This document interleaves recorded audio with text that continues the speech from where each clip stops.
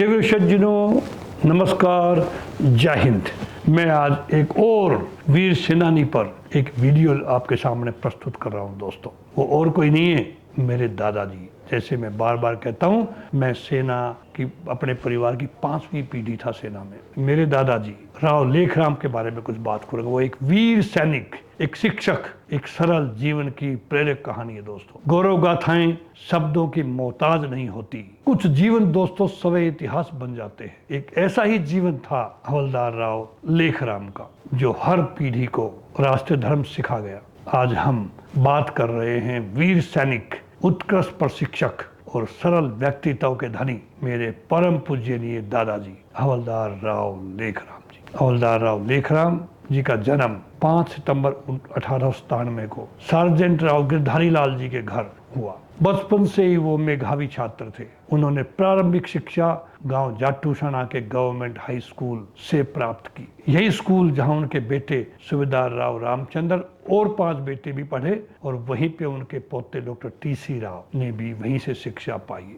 दोस्तों, हवलदार लेखराम 8वीं कक्षा पूरी करने के बाद उनके जीवन में एक नया मोड़ आया। 7 जनवरी 1915 को गुरुग्राम में आयोजित ब्रिटिश सेना की भर्ती में उनका चयन सिपाही के रूप में हुआ। फिर 5 महीने का गहन प्रशिक्षण आगरा में, जहां हैदराबाद रेजिमेंट का सेंटर था, किया, और उसके बाद उन्हें ब्रिटिश सेना की ओर से प्रथम विश्व युद्ध में भेज दिया गया। प्रथम विश्व युद्ध एवं द्वितीय विश्व युद्ध में उन्होंने इजिप्ट, मलाया, सिंगापुर तथा बर्मा, जिसे म्यांमार कहते हैं, में अपनी सेवाएं दी। दोस्तों, मैं आपको बता दूं, प्रथम विश्व युद्ध में 15 लाख भारतीय सैनिकों ने हिस्सा लिया था। प्रथम विश्व युद्ध में लगभग भारत के 75,000 सैनिकों ने अपनी जान गंवाई, जिसमें सैनिक, नर्सिंग स्टाफ, श्रमिक, खच्चर चालक आदि शामिल थे। भारतीय सैनिक जो शहीद हुए थे, उनकी संख्या लगभग 74,000 थी। द्वितीय विश्व युद्ध में दोस्तों भारतीय सैनिकों की संख्या 25 लाख से भी ज्यादा थी, तथा जिसमें से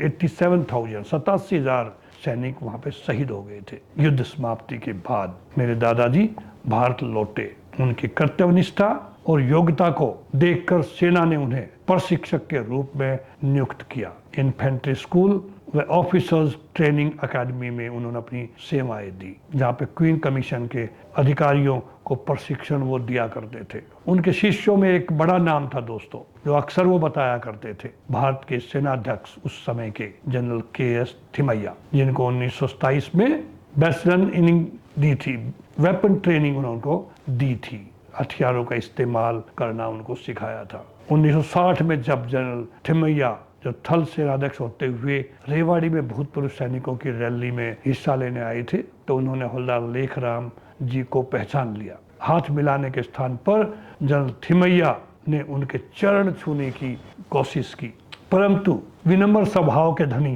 राव लेखराम जी ने उन्हें ऐसा करने से रोक दिया। ये गुरु शिष्य परंपरा का अनमोल दृश्य था देखने। अपने सैन्य जीवन में उन्होंने 490 हैदराबाद रेजिमेंट और रसल इन्फेंट्री, जो आगे चलकर कुमाऊं रेजिमेंट बनी, में उन्होंने अपनी सेवाएं दी। मैं भी उनके ही पद चिन्हों पर चलते हुए, उनकी प्रेरणा से, जब मुझे 62 की लड़ाई के बारे में बताया करते, जब मैं 8-9 साल का था, वही मेरे दिमाग में बैठ गया था। मैं भी कुमाऊं रेजिमेंट में ही एक सिपाही के रूप में भर्ती हुआ, जहाँ से अधिकारी बन करके मैं प्रीमेच्योर रिटायरमेंट लेके आया।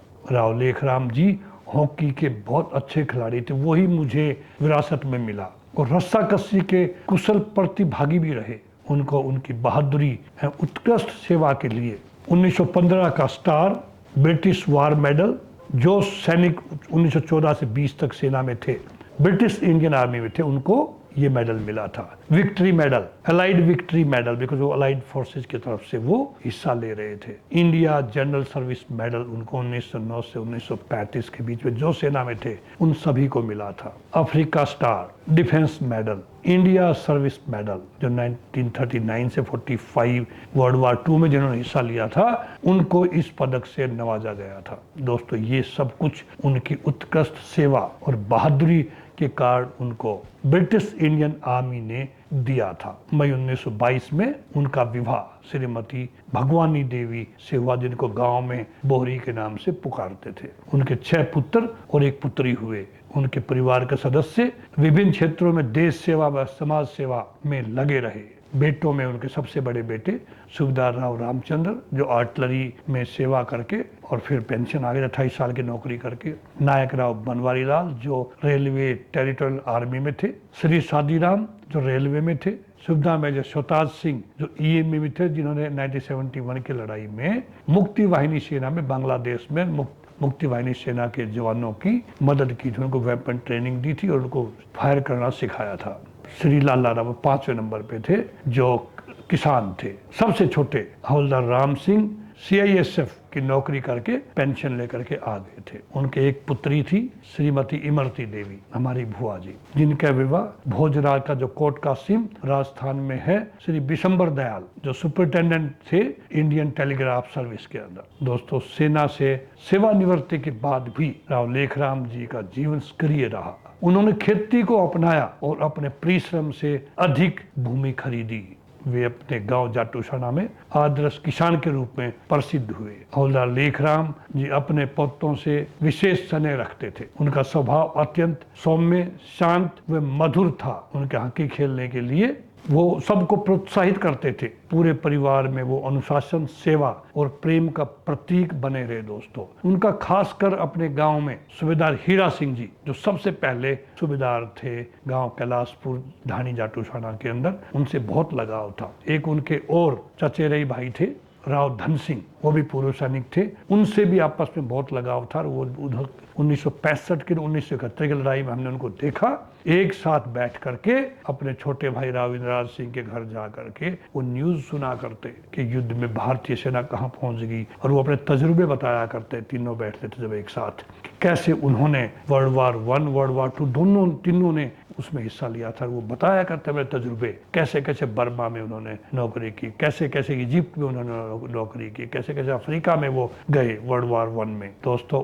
अक्टूबर 1978 में 81 वर्ष की आयु में उन्होंने इस संसार से विदा ली। मैं उनके मृत्यु के समय पे मैं नहीं आ पाया, बिकॉज मैं आर्मी कैडेट कॉलेज के टेस्ट की तैयारी कर रहा था सिलीगुड़ी में 33 कोर हेडक्वार्टर में। लेकिन उनके संस्कार, परिश्रम और आदर्श आज भी उनके परिवार व समाज में जीवित है। वीरों की कहानियां दोस्तों कभी पुरानी नहीं होती, वो पीढ़ियों को प्रेरणा देती है।